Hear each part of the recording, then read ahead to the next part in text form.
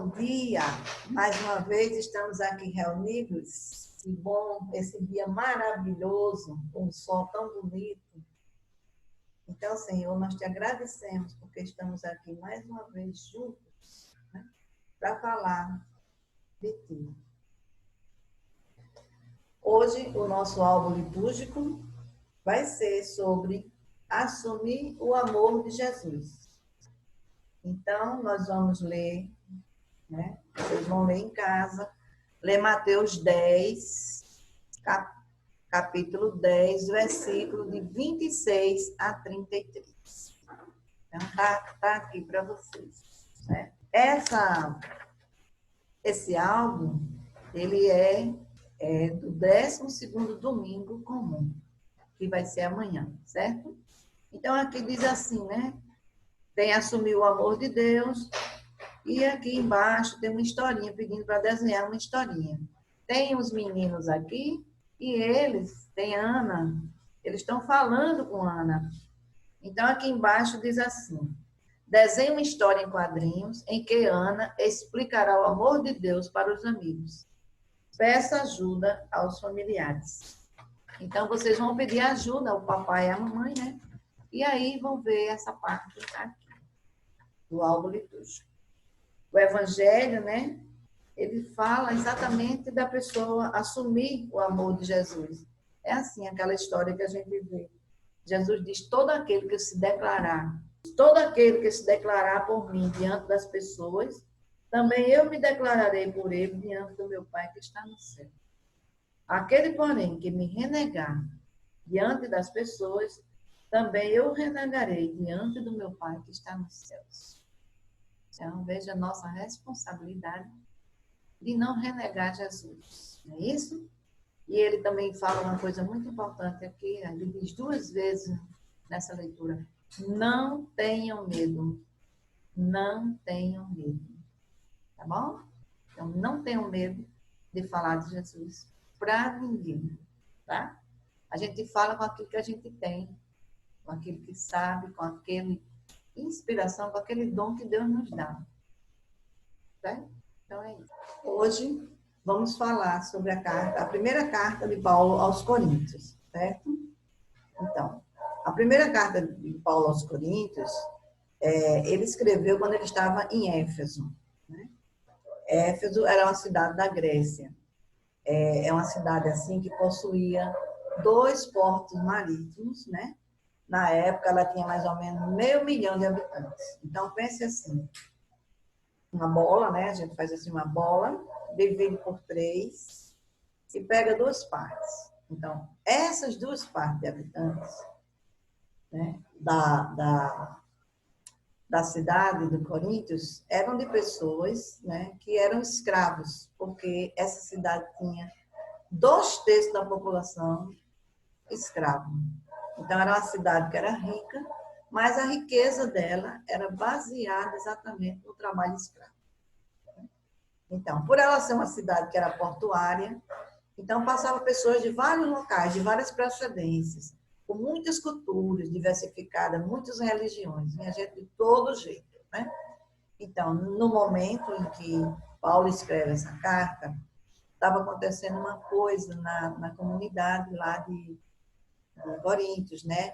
A ganância e a imoralidade estavam tomando conta da população. Então, e no meio dessa população, dessa ganância, disso que estava a comunidade cristã, que foi fundada por Paulo, né? Então, Paulo fundou essa comunidade e ele passou vários meses lá. Aí, durante o tempo que ele estava lá em Coríntios, ele se convenceu, né, que a opção pelos marginalizados era esta mensagem central da cruz de Cristo, né? Que ele viu mesmo que Jesus veio para aqueles que não tinham nada, para aqueles que não tinham voz, né? Então, ele percebeu isso nessa cidade. Aí, quando Paulo chegou em Coríntios, ele foi acolhido por um casal, né? Que chamava Priscila e Áquila, né? Então, Paulo, quando chegou lá, ele aprendeu a fazer tendas. Porque Paulo, assim, ele não queria ficar deixando que a comunidade ser dependente da comunidade. Ele queria ganhar o pão com seu suor. Ele queria levar a palavra e ganhar o pão com seu suor. Então ele começou a fazer tendas, né? E também, junto com ele, tinha outras pessoas. Eles fizeram assim, tipo uma cooperativa. E várias pessoas trabalhavam. Então, e Paulo, quando ele estava em Coríntios, eu acho que já falei para vocês antes, quando eu falei nas cartas de Paulo, ele dizia assim, que qualquer pessoa, né, podia pertencer à comunidade cristã. Podia ser judeu ou grego, escravo ou livre. Então, Paulo não tinha preconceito. A pessoa vinha do jeito que ele era, e aí depois que ele recebia Jesus, então ele ia ter uma mudança de vida. Então, ele trazia para a comunidade uma mensagem assim, que era muito impactante, muito explosiva, né? Abalava as estruturas de lá, da cidade, da hierarquia, modificava as relações sociais, invertia assim, a dominação, né, que os homens tinham sobre as mulheres. Porque Paulo, como eu falei para vocês antes, ele gostava de colocar as mulheres, né? Então, também aquela dominação patriarcal sobre as mulheres, quando ele escreveu, ele fazia isso, ele mandava, dizia, né, invertia isso aí. Então, ele, como eu disse a vocês, nesse momento que ele escreveu, havia vários problemas, né, na cidade. Então, o que é que aconteceu? Então, havia muitos conflitos, né, nesse tempo que ele escreveu essa carta. Então, ele enfrenta os conflitos e manda as soluções. Ele diz ao povo como enfrentar e propõe soluções de como enfrentar, né? Então, havia muitas divisões na comunidade, havia muitos escândalos contra o testemunho. Algumas pessoas falavam de Jesus, mas não davam testemunho. Isso dava problema, né? Então, ele dá diversas respostas para a comunidade. E em uma delas, assim, ele dá instruções de como fazer as assembleias litúrgicas, né? Aí ele diz, né, que as mulheres podem rezar e profetizar ao lado dos homens. Isso era uma loucura naquela época, porque até pouco tempo a mulher aqui não podia nem abrir a boca para nada, né? E naquela época de Paulo, imagina. Depois, assim, ele dizia como é que deve ser a ceia, a partilha na ceia, né? Então, ele mostrava como Jesus fez, né? Este é meu corpo, este é meu sangue. Então, ele mostrava como fazer a partilha. Este é o corpo, fazer isto em memória de mim. Então, ele dizia também que cada um se examinasse cada um se examinasse antes de comer e beber o cálice do Senhor, né? Porque muitas pessoas, assim, eles faziam muita confusão, chegava, queria ficar na frente, porque às vezes tinha mais poder assim, queria ficar na frente dos outros, as pessoas também comiam tudo e deixavam os outros sem nada. Então as pessoas também faziam o que não devia, né? Então ele dizia, olha, cada um se examine antes de comer e beber o corpo do Senhor, né? Depois ele fala sobre os carismas, sobre os dons, né? Ele fala sobre os carismas das pessoas, né? Então, os dons que devem ser a serviço do bem comum. Ele fala que existem diferentes dons, mas o Espírito é o mesmo. Então, existem muitos ministérios, mas o Senhor é o mesmo. Então, aqui é uma coisa bela, né? Que ele fala assim, para que ninguém ache que um é melhor que o outro, né? Então, ele diz também que a comunidade, nós somos um só corpo em Cristo, né? Então, ele diz como o corpo tem muitos membros e todos os membros do corpo, apesar de serem muitos, são um só corpo. Assim também Cristo. Não é lindo isso? Então, aí depois ele fala aqui no capítulo 13, né? Ele fala sobre o amor. Ele mostra um caminho melhor, né? Então, ele fala sobre o amor acima de tudo. Então, Eu acho que vocês já viram falar, que ele diz, ainda que eu fale a língua dos homens e dos anjos, se eu não tenho amor, sou como um sino ruidoso. Ainda que eu tenha o dom da profecia, o conhecimento de todos os mistérios e de toda a ciência, ainda que eu tenha toda a fé a ponto de mover montanhas, se eu não tenho amor, não sou nada.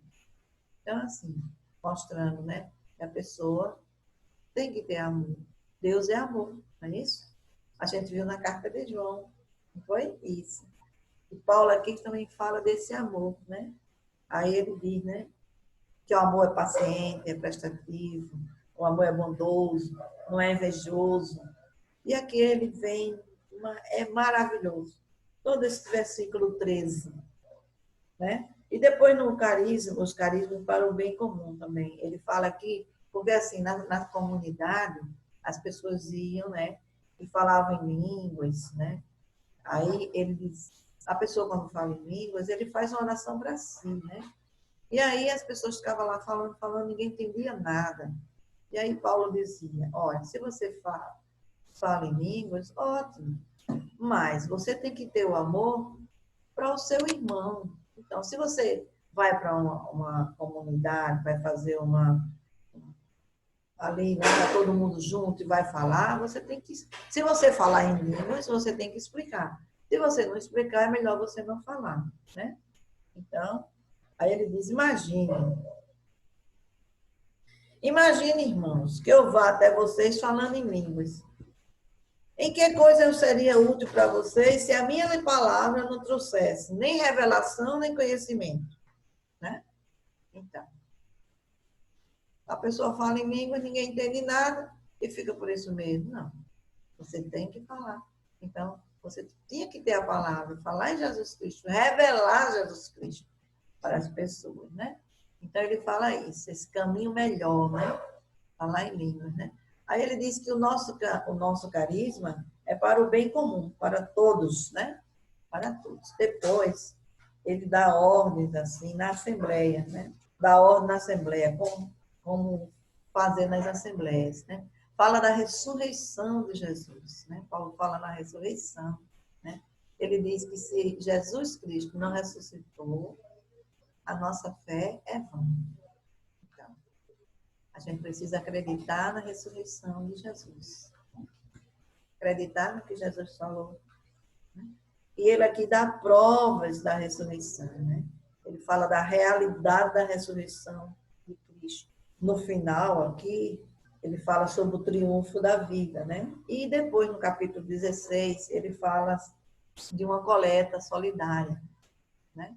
Ele fala de uma coleta que em favor das igrejas. Ele ia para a Galácia, né?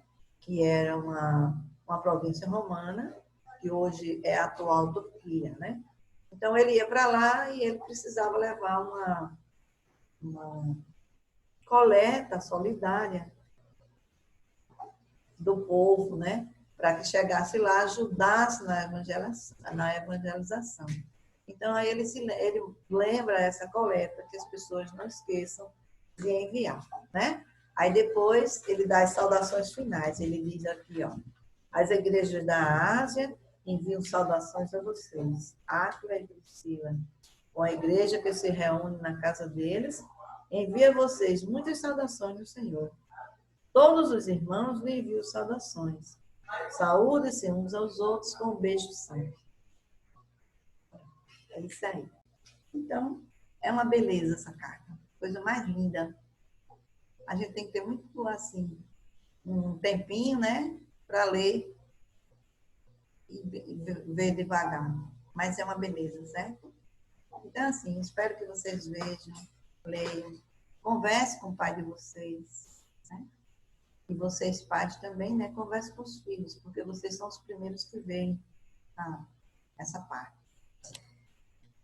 E aí, né? Para a semana, São João, né? Vamos passar um São João diferente, né? Tudo bem. Mas vai ser bom, São João em família. Aqui na minha casa eu vou passar assim, minhas famílias. Cada um vai fazer sua mesa e a gente vai entrar numa conferência, cada um vai se ver.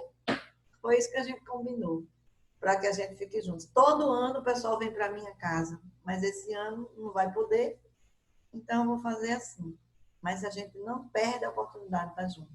Então, aquela história, não perder a oportunidade de falar de Jesus, tá certo? Não tenha medo de Jesus, tá? Um beijo grande. Deus abençoe a todos. Até a próxima.